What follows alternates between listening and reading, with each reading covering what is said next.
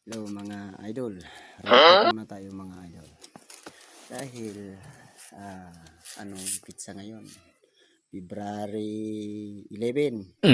Bali, 3 araw na lang mga idol is February 14 na. Ilang taon kasi na dumadaan. Habang tumatagal parang iba yung nakikita ko .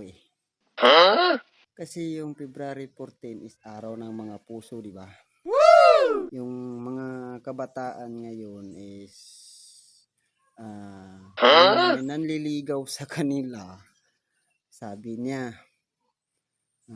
sasagutin lang kita sa February 14. Tapos, ibigay ko sa iyo yung gusto mo. Wow! Real talk to mga idol. Kasi maraming mga kabataan nasisira ang kanilang pagkatao dahil sa February 14. Binibigay nila ang kanilang hindi dapat ibigay sa mga syota nila.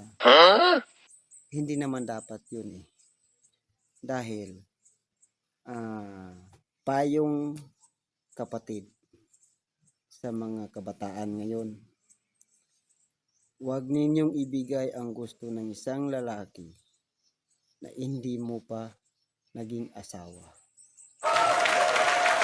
Dahil nakakaawa kayo Maaga nagkaanak, maaga nabuntis, hindi pinanindigan ng mga lalaki.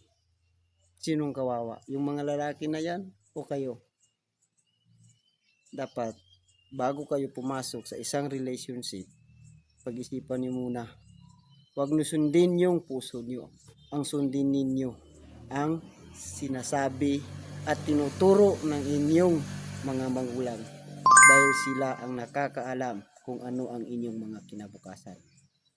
Wow! Kung sundin ninyo ang inyong puso, masisira lang kayo. Dahil hindi pa ninyo alam kung ano ang dapat mangyari sa inyo sa hinaharap. Sayang kayo February 14, ibigay daw ang kanyang. Alam nyo na yun. Pero hindi nyo alam. Masisira lang kayo.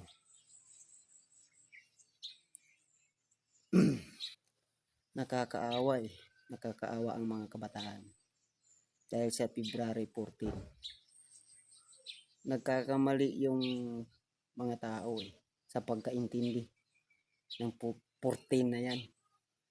Dapat wala na yan Dahil maraming kabataan nasisira dahil sa 14 na yan.